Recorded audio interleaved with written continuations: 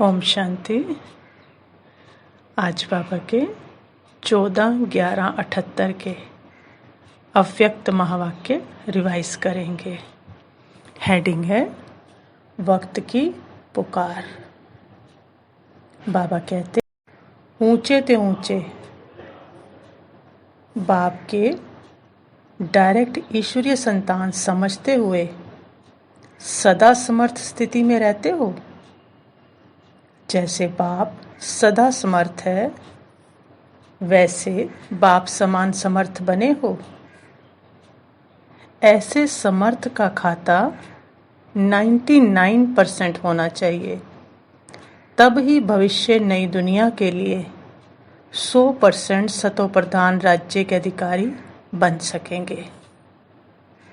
सर्वगुण संपन्न 16 कला संपूर्ण आत्माओं का समय प्रमाण वर्तमान स्टेज का चार्ट निकालो।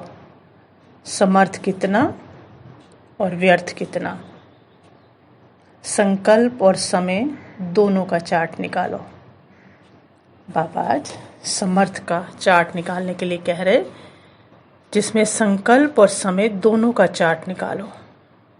आदि काल के विश्व अधिकारी वही बन सकते हैं जिन आत्माओं का वर्तमान समय, संकल्प और समय पर अधिकार है, क्योंकि पहले स्वराज्य फिर है विश्व का राज्य।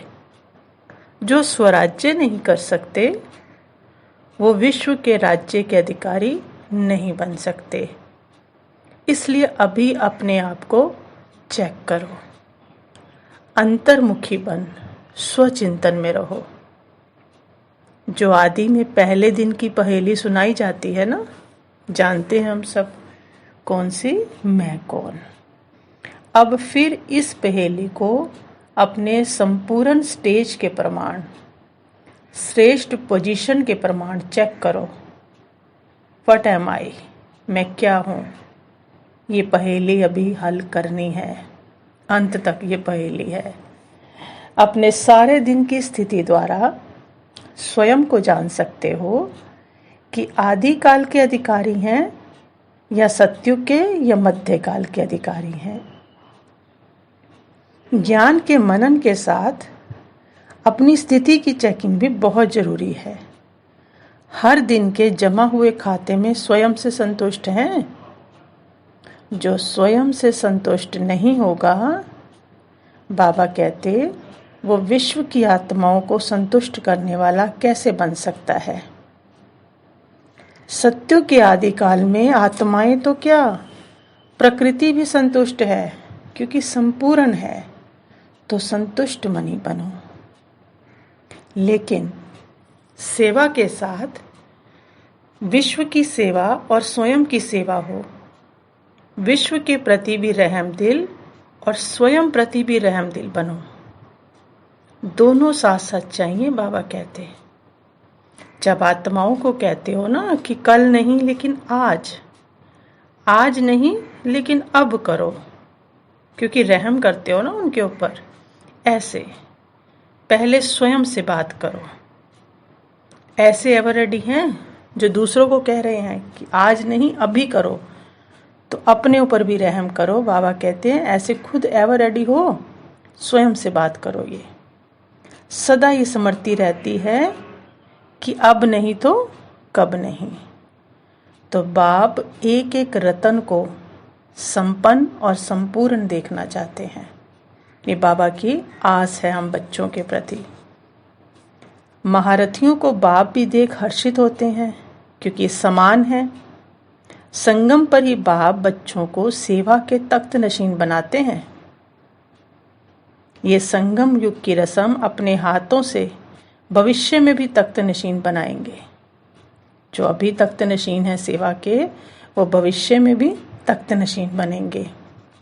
बाबा कहते, बाप का तख्त होने के कारण तख्त नशीन होने में बोझ अनुभव नहीं होता, क्योंकि बाप का तख्त है ना। जिम्मेवार कौन है, बाप है, और बाप ने स्वयं तख्त नशीन बनाया है। इस निमित्त बनने का तख्त कितना सहज है। तख्त की विशेषता है। ये जो जिम्मेवारी का तख्त है, निमित्त बनने का तख्त है, बाबा कहते हैं उसकी विशेषता है। इस तख्त में ही विशेष जादू भरा हुआ है। जादू जो मुश्किल सेकंड में सहज हो जाती है। इस निमित्त बनने का तख्त समय प्रमाण, ड्रामानु प्रमाण, सर्वश्रेष्ठ तख्त और अति सफलता संपन्न तख्त गाया हुआ है। जो भी तख्त पर बैठे सफलता मूर्त, अर्थात जिसको बाबा जिम्मेवारी का तख्त दे दे, अपने जैसा साथ में बिठा ले, जिम्मेवारियां दे दे, उसको बाबा कहते हैं वो सदा ही क्या बन जाता है, बैठते ही सफलता मूर्त बन जाता है। ये अनादि आदि वरदान है तख्त को।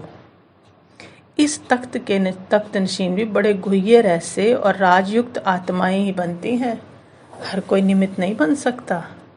बाप दादा महारथियों को वर्तमान समय भी डबल तख्त नशीन देखते हैं। दिल तख्त तो है ही, लेकिन ये निमित्त बनने का तख्त बहुत थोड़ों को प्राप्त होता है।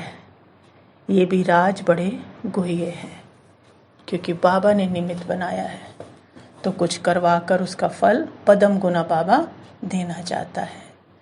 तो ये रहस्य है। बाप दादा अब बच्चों से यही चाहते हैं कि हर एक बच्चा मास्टर दाता बने। जो बाप से लिया है वो औरों को दो। आत्माओं से लेने की भावना नहीं रखो।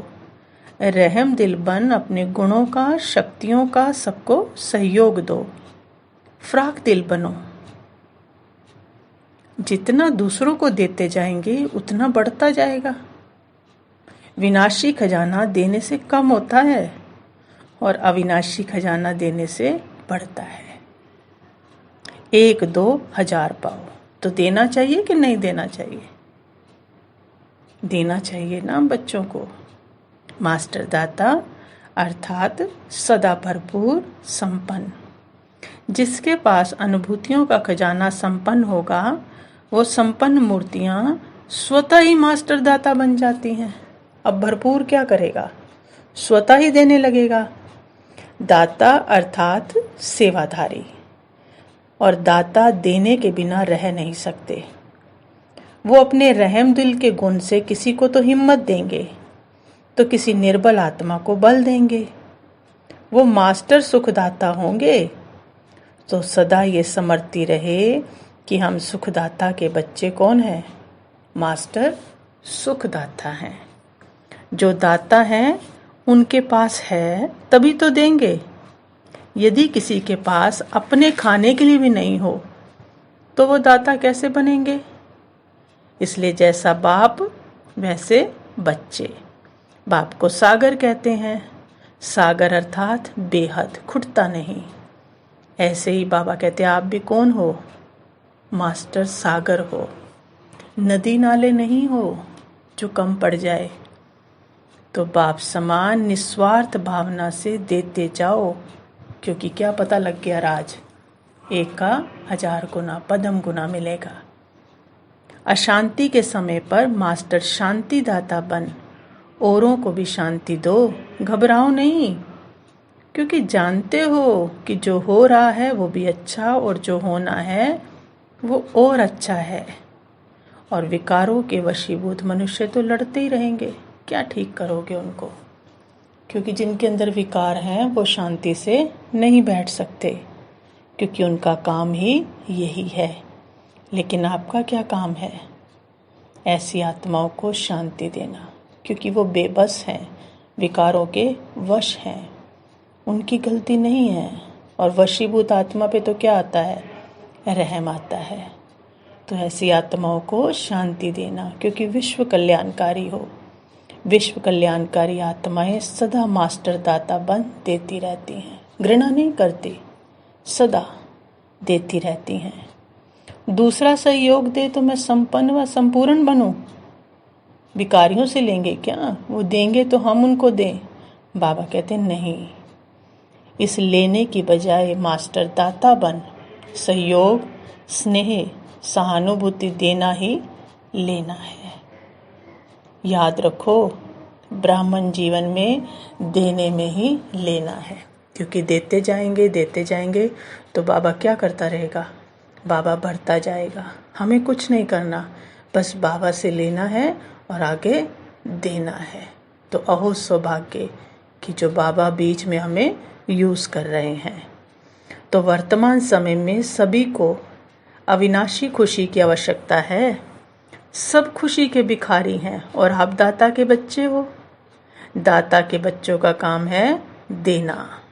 तो जो भी संबंध संपर्क में आए, खुशी बांटते जाओ, देते जाओ, कोई खाली ना रह जाए, इतना भरपूर बनो। कहते ना लंगर लगा ही हुआ है 24 घंटे। तो बाबा कहते आप इतने भरपूर बन जाओ कि कोई भी आत्मा आपके दर से, आपके संबंध संपर्क में खाली ना जाए। अब सारे विश्व की आत्माएं सुख शांति की भीख मांगने के लिए आपके सामने आने वाली हैं। देखो बाबा पहले से बता रहा है कि बच्चे भरपूर कर लो। आप दाता के बच्चे मास्टर दाता बन सबको माला माल करेंगे।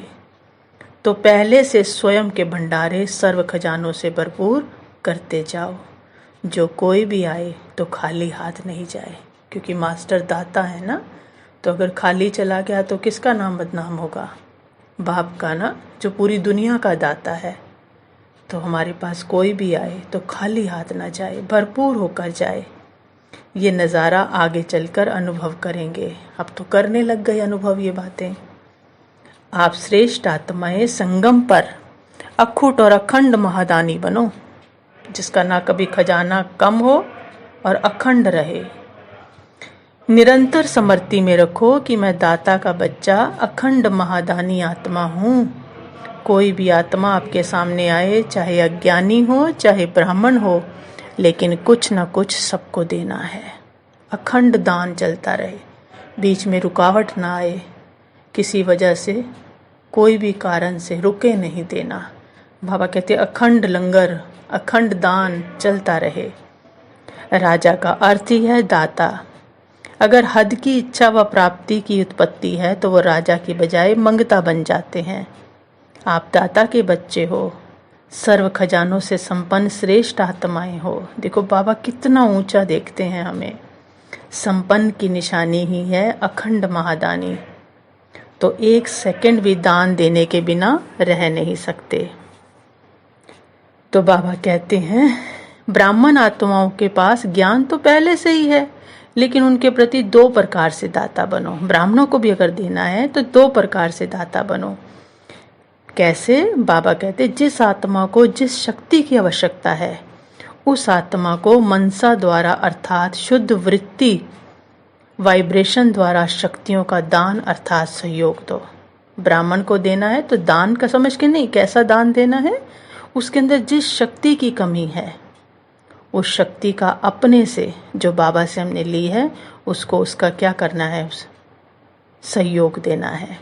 और कर्म द्वारा सदा स्वयं जीवन के गुण मूर्त बन, प्रत्यक्ष सैंपल बन, औरों को सहज गुण धारण करने का सहयोग दो। जो बाबा के गुण खुद लिए हैं ऐसे अपने में धारण हो जाए कि दूसरों को भी करना क्या हो जाए, सहज हो जाए। उनको लगे जब ये कर सकते हैं तो हम भी कर सकते हैं, तो वो धारण करके उनको दिखाएं। ये धारण करने का सहयोग दो। इसको कहा जाता है गुणदान। दान का अर्थ है सहयोग देना। फिर बाबा ने वरदान दिया, एकाग्रता की शक्ति से परवश स्थिति को परिवर्तित करने वाले अधिकारी आत्मा भव। बाबा कहते ब्राह्मण अर्थात अधिकारी आत्मा कभी किसी के परवश नहीं हो सकती, अपने कमजोर स्वभाव संस्कार के वश भी नहीं, क्योंकि स्वभाव अर्थात स्व प्रति और सर्व के प्रति आत्मिक भाव है, तो कमजोर स्वभाव के वश नहीं हो सकते। और अनादि आदि संस्कारों की समृद्धि से कमजोर संस्कार भी सहज परिवर्तन हो जाते हैं। एकाग्रता की शक्ति परवश स्थिति को परिवर्तन कर मालिकपन की स्थिति की सीट पर सेट कर देती है। फिर बाबा ने स्लोगन दिया, ज्ञान मूर्त और गुण मूर्त दोनों के बैलेंस से प्रजा और वारिस तैयार करो। अच्छा, ओम शांति।